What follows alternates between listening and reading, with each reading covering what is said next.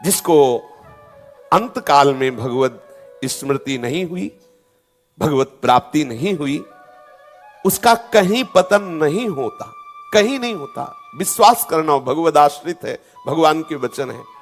अर्जुन के हृदय में बड़ी व्याकुलता हुई ये बात सुनकर, जब भगवान ने कहा कि जिसका मन वश में नहीं वो योग को प्राप्त नहीं होता। तो लगा पूरा जीवन अर्पित करने के बाद यदि कोई त्रुटि रह गई तो फिर सब बिगड़ गया मामला। हाथ क्या लगा, भगवत प्राप्ति नहीं तो हाथ क्या लगा। इसीलिए पूछा कि का गतिम काम गतिम कृष्ण गच्छति, उसकी क्या गति होगी। प्रभु ने सबसे पहले विश्वास की बात, पार्थ नैवेह नामुत्र विनाशस्तस्य विद्यते। पहली बात तो विश्वास करो, एक कदम भी मेरे लिए चला है तो उसका नाश नहीं हो सकता, एक कदम। ये बहुत आनंद का विषय है, बहुत। इसीलिए तो स्वयं भगवान बोले ना, सर्वधर्मान परित्यज्य माम एकम शरणम व्रज अहम त्वाम सर्व पापेभ्यो मोक्षयिष्यामि मा शुचा। श्रीमद् भागवत में देवर्षि नारद जी कह रहे हैं, धर्म का पालन किया लेकिन भ्रष्ट हो गया तो दुर्गति को प्राप्त हुआ।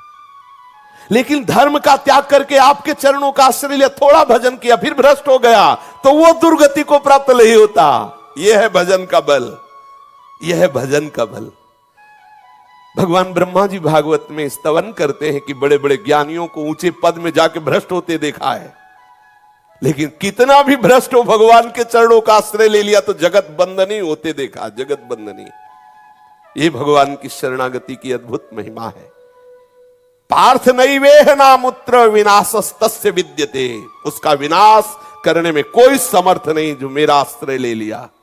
सीम की चाप सके को तासु, बड़ रखवार रमापति जासु। इतने बड़े रक्षक प्रभु हैं। सबसे बड़ी बात होती है कि वो किसके दरबार का है। बात ये होती है ना, जैसे बिल्कुल मालिक नहीं देखता लेकिन वो दरवाजे में पड़ा रहता है, अगर उसे कोई पीटना चाहे ना या पीट देना, तब मालिक का स्वरूप देखो कि वो कितना उसको प्यार। वो कहता है कि ठीक है, ये मेरे दरवाजे में पड़ा था, ये तुम बात जानते थे, और मेरे दरवाजे में पड़े रहने को तुमने पीट दिया, मतलब सीधे मेरा अपमान किया। अब हम तुम्हें देख लेंगे। लोक में बात होती है। हम प्रभु के शरणागत हैं, ईसों के ईश हैं। कौन है जो इनसे आंख मिला सके। तुमादि देवा पुरुषा पुराणा तुमस्य विश्वस्य परम निधानम वेतास्य वेद्यम परमम च धाम त्वया ततम विश्वमनंत रूपम। ये बड़े बड़े वायुर्वग्निर्वरुणा शशांका प्रजापतिस्तम प्रपिता महश्च नमो नमस्ते शास्त्र कृतव्या पुनश्च भूयोपि नमो नमः। बार बार सब नमस्कार करते रहते हैं। इन्हीं की आराधना, इन्हीं के बल से सब लोकपाल बलवान है। ऐसे प्रभु का आश्रय लेने वाले का क्या विनाश हो जाएगा। अगर भगवत प्राप्ति नहीं हुई, निर्विषय नहीं हुआ, मन वश में नहीं हुआ तो क्या, लेकिन वो प्रभु का है।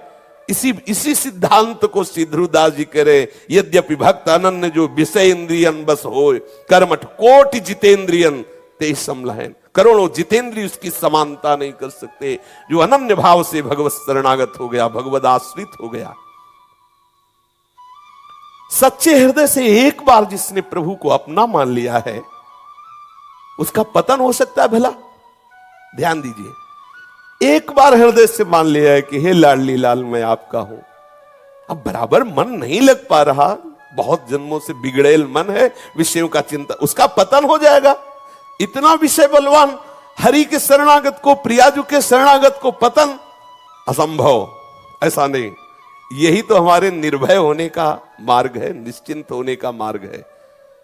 भरोसा, प्रभु का भरोसा। फिर आप देखो कैसे सब सुधरता है, कैसे आनंद का वर्धन होता है, कैसे इंद्रियां बलात् प्रभु के चरणारविंद की आशिक हो जाती। देखो तो, आश्रय लेके तो देखो। योग में जितनी स्थिति बन चुकी है शरणागति की, भजन की, सतमार्ग की, त्रिकाल में कभी उस स्थिति से आप नीचे उतर नहीं सकते, कुछ भी हो जाए।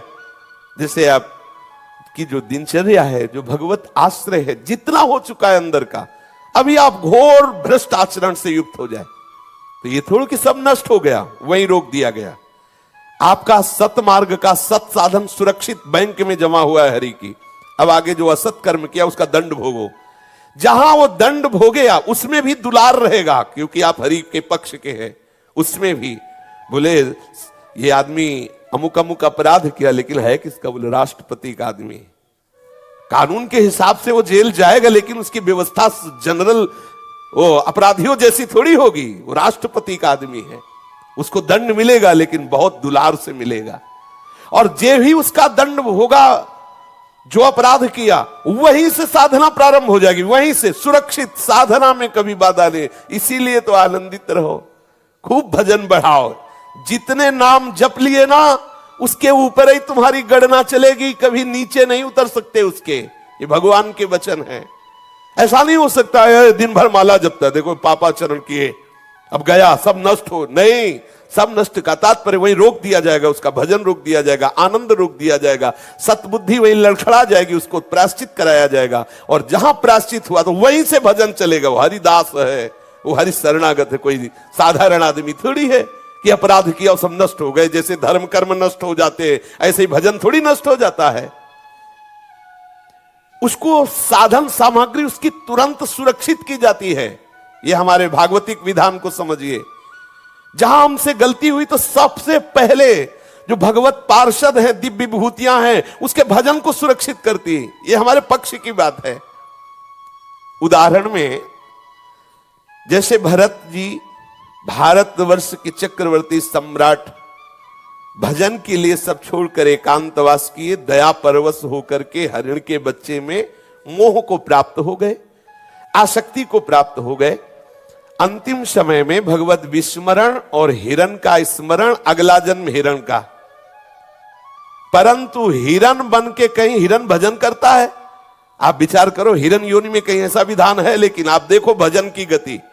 गलती हुई, मोहाशक्त हुई, भगवत चिंतन छूटा, हिरण बने, लेकिन हिरण बनने पर पूरी की पूरी भजन की सामग्री है।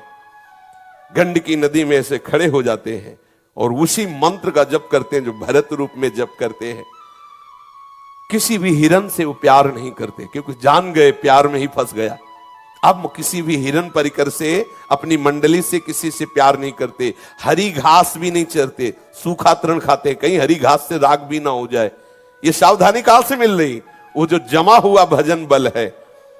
हिरण का शरीर पूरा होते ही कोई साधना नहीं करनी पड़ी, ब्रह्मबोध संपन्न महापुरुष के रूप में प्रकट हुए। ब्याज भी तो बढ़ रहा है बैंक में उसके नाम का। जो भजन किया, देखो भगवत प्राप्ति नहीं हुई थी, भ्रष्ट हो गए। मतलब अपने मार्ग से च्युत हो जाना, भ्रष्ट हो जाना है। हिरण बने, हिरण बन करके वही साधन वृत्ति बनी रही, वही सावधानी। तो अगला जो जन्म ब्राह्मण कुल में, ब्रह्म ऋषि कुल में हुआ, साक्षात ब्रह्म बोध संपन्न महापुरुष। कोई उनको सिद्धांत नहीं पढ़ना पड़ा, कोई साधना नहीं करनी पड़ी, वो उनका भजन उसी में परिपक्व हो, ब्याज दर ब्याज बढ़ता जाता है भजन। वो उनको भगवत प्राप्त महापुरुष, ब्रह्मबोध संपन्न, जिनका यश गाया जाता है श्रीमद् भागवत जैसे, श्री कृष्ण का वांग्मय स्वरूप जिसे कहते हैं, उसमें गाया जाता है भरत जी का यश। तात्पर्य है कि जितना भजन हो गया वो स्थिति बन गई, उस स्थिति से कभी भी किसी भी काल में पतन नहीं होगा। इसलिए निर्भय होकर, निश्चिंत होकर भजन मार्ग में आगे बढ़ो। आपका जप, आपका ध्यान, आपका लीला गायन, ये सब जमा हो रहा है। आप जमा करो या न जमा करो, सरकारी आदमी हो गए, जैसे शरणागत हो गए ना, तो अभी से जो श्री कृष्णार्पणम मस्तु कहने की जरूरत नहीं, हम खुद ही अर्पणम मस्तु हो गए, तो हमारी जितनी चेष्टाएं सब अर्पणम मस्तु। अब सरकारी आदमी अलग से जमा नहीं करना, वो अपने आप जमा हो जाएगा सरकारी विधान में। अब चाहे पशु बना, कोई बिगड़ जाए करनी, पशु बने या पक्षी बने, कुछ भी बने, अगला जो होगा हिसाब, वो ये वाला भजन आपको भगवत प्राप्त करा देगा। अगर कथा हो रही है, कोई कुत्ता भी बैठ के सुनता है तो जानता है क्या कौन सा प्रसंग चल रहा है। लेकिन भगवत यश की इतनी महिमा, अब उसका अगला जन्म उन्नति को प्राप्त हो जाएगा और भगवत प्राप्ति की तरफ आगे बढ़ जाएगा। फिर आप तो जानबूझ के भगवत चर्चा सुन रहे हो, आप तो जानबूझ के भगवान नाम ले रहे हो, आपकी भगवत प्राप्ति में कोई संशय? आनंदित रहो, अंदर से आनंदित रहो। ना ही कल्याण कृत कश्चित दुर्गतिम तात गच्छति। क्या उसकी दुर्गति हो सकती? सवाल नहीं उठता। तो बोले माना ये छोटी मोटी मोह की बातें आपने भरत जी की सुना दी, कहीं वो वैश्यागमन करने लगा तो लो ऐसा कोई गंदा आचरण ऐसा। बोले फिर भी उसकी दुर्गति नहीं होगी। बिल्व मंगल जी पहले सदाचारी थे, भगवत शास्त्रों का आज्ञा का पालन करते थे, चिंतामणि के राग में फंस गए, वैश्यागामी हुए, वो अंतिम में श्री कृष्ण अनुरागी हुए उसी जन्म में। ये उसकी लीला है, तुम्हें कैसे निकालेगा। अजामिल जी का प्रसंग पढ़ लीजिए, अंतिम में परिणाम क्या हुआ। भगवत नामे भक्ता प्रणश्यति, कहीं भी भटक जाए उसकी भटकन सुधारने का ठेका जगत गुरु का है। वो इतने सुंदर हैं, कृपालु हैं, मारपीट के सब संभाल लेंगे, इतनी ठोकरें लगवाएंगे कि एक ही रास्ता बचेगा, श्री कृष्ण शरणम मम, दूसरा रास्ता ही नहीं। बहुत कृपालु, इसलिए निर्भय हो जाइए आप, निर्भय होकर के बढ़िए प्रभु के चरणों का आश्रय लेकर के।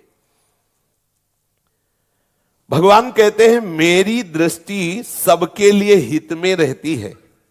ध्यान दीजिए, भगवान सबको आनंद देना चाहते हैं, पर इतने वात्सल्य सिंधु हैं कि जैसे आपने मान लिया कि मुझे ये मिल जाए तो मैं आनंदित हो जाऊंगा। देख लो देख लो, भोग के देख लो, खेल के देख लो, पिट के देख लो, लुट के देख लो। जब वहां लुट पिट के फिर निराश होता कहता है हे हरि, तो बोले हम पहले जैसे ही खड़े, आ जाओ। राहत न चित प्रभु चूक किए की, आहा जन अवगुण प्रभु मान न काऊ, आओ लौट आओ। इतने वर्ष भूल गए, लौट आओ। जब लौटोगे तो वैसे ही मुस्कुराते मिलेंगे। इतने कृपालु, वो ये नहीं कहेंगे कि दुष्ट मैंने इतना आपकी कृपा की तेरे ऊपर, फिर भी तू धर्म विरुद्ध आचरण, शास्त्र विरुद्ध जान नरक। आज तक प्रमाण नहीं है कि भगवान का कोई भी शरणागत भक्त नरक गया, आज तक प्रमाण नहीं है। कोई भी प्रमाण कहीं भी मिले तो बताना। तपस्वी, याज्ञिक, कर्मकांडी, वैदिक हो सकता है, लेकिन शरणागत कहीं भी हो, हमें उदाहरण में बताना। हो सकता है हमारी पहुंचना हुई हो अभी तक, कोई भी उदाहरण बताना कि अमुक भक्त था, ऐसा अपराध बना और ऐसा ऐसा ऐसा ऐसा हुआ। अगर आप कहें कि पांडवों का, ये भगवान की दिव्य लीला के पार्षद हैं। जैसे अंतिम समय भगवान का दर्शन होने के बाद आवागमन से जीव मुक्त हो जाता है, लेकिन भीष्म जी मुक्त हुए क्या?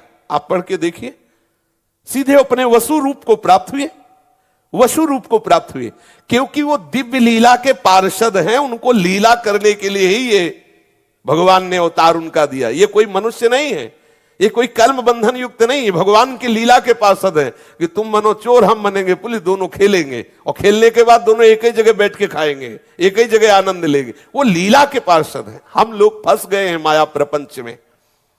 भीष्म जी के साथ कितने महापुरुष बैठे हुए हैं जब अंतिम समय, और गोविंद से बात करते हुए जा रहे हैं, लेकिन कहां जा रहे हैं? गोलोक नहीं जा रहे, अपने वसु रूप को प्राप्त हो रहे हैं, अपनी फिर सेवा में, सृष्टि सेवा में लग रहे हैं।